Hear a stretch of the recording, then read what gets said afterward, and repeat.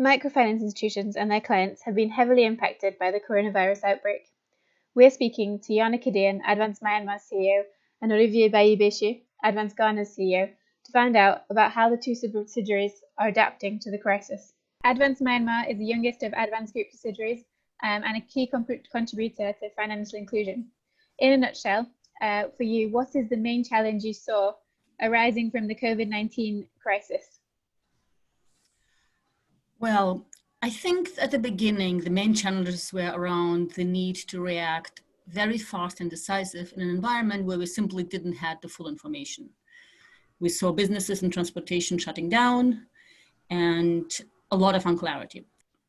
So from the beginning, for us, the health and security of our staff and customers always has been the highest priority, followed by belief that it is our duty to preserve the financial stability of our clients during and after the COVID crisis. So to give our clients immediate peace of mind and some breathing space, we have implemented a grace period for up to 2 months. And our staff, while working from home, they called all our customers and assured them that we are listening to their needs and we're here to help them to get through this difficult time. So governments have lifted most of the restrictions that were in place to contain the virus, both in Ghana and in Myanmar. How do you see the situation evolving in the next few weeks for your clients? In Advans Ghana, we have been carefully assessing our clients' current situation, and the result of all the calls to all clients we have conducted up to now is that around 90% of our clients have reopened their business, but we see that they are facing a significant drop in their sales and turnover with 50% on average. So this leaves a lot of our clients facing difficulties in repaying their loans as usual.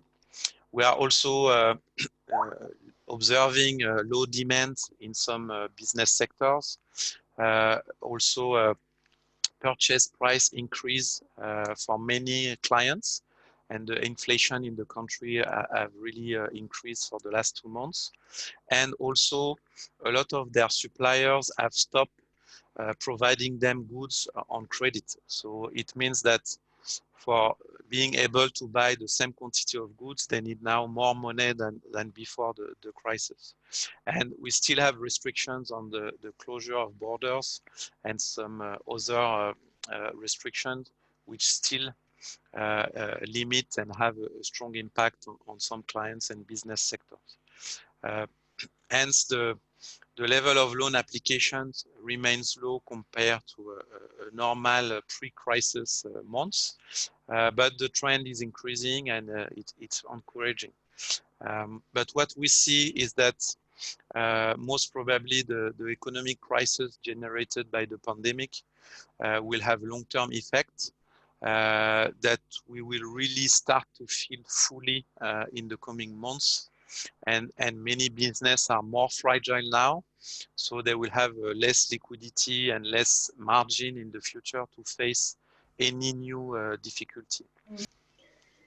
Okay, and so Jana, what would you say in this context of for the next few weeks? What would be your priority in terms of supporting your clients today?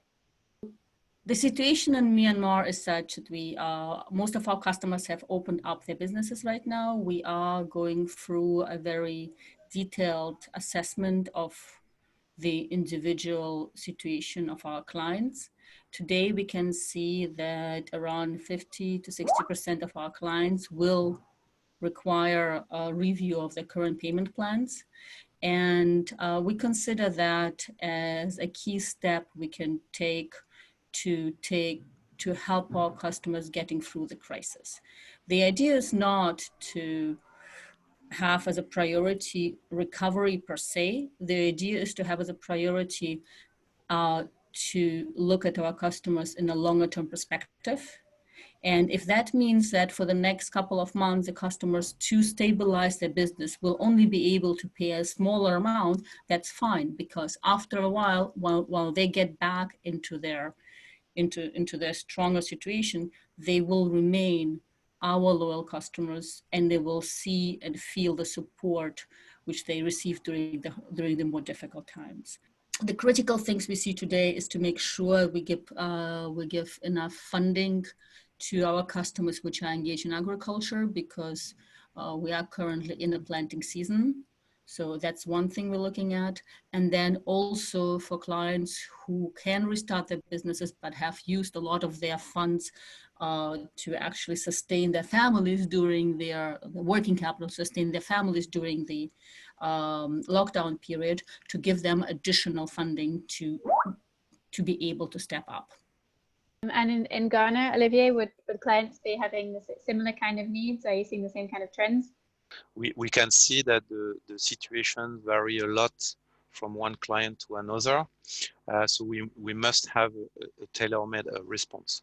So it could go from restructuring the loan, extending sometimes the grace periods because the client has just restarted the business, and some also need some top-up, and a share of them have also continued to work normally and continue to repay their loan and need to renew also sometimes their loan to continue to grow their business, because there are also some opportunities in some business sectors. What changes do you think this crisis will bring about in the future of financial inclusion? So obviously it's affected clients and the way we operate in this short period of time, but do you think that in the long term there will be lasting effects on the financial inclusion industry? For once, MFIs will move even faster towards the digitalization of their services. Now, we have to make our transaction easier, and our client relationship will become more and more solid through moving towards also digital options through, for example, digital relationship management applications. That's one side. However, I also believe that this crisis will push us more to look more closely at our microfinance customers as people with various needs and different life aspirations, specifically when we're looking at clients in the lower loan amount segment, real micro customers. And I hope that the experience of this crisis will make the future of financial inclusion more customer-centric. And with that, and it will involve in a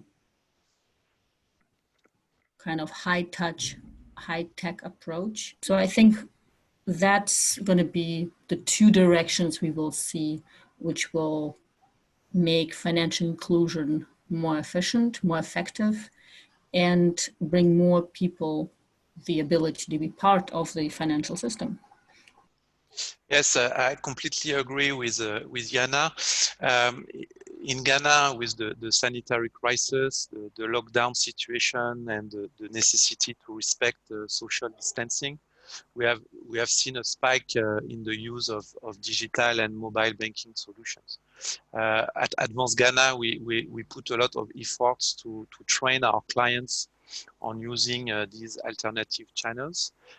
So that they can manage their accounts, their transactions.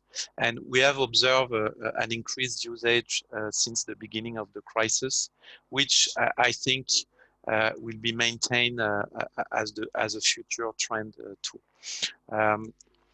This crisis also, for me, is an opportunity for financial institutions to streamline their organization, their channels, their processes, so that we can interact with clients more efficiently and with increased digital capacities. This will help to also reach more people, especially in remote rural areas.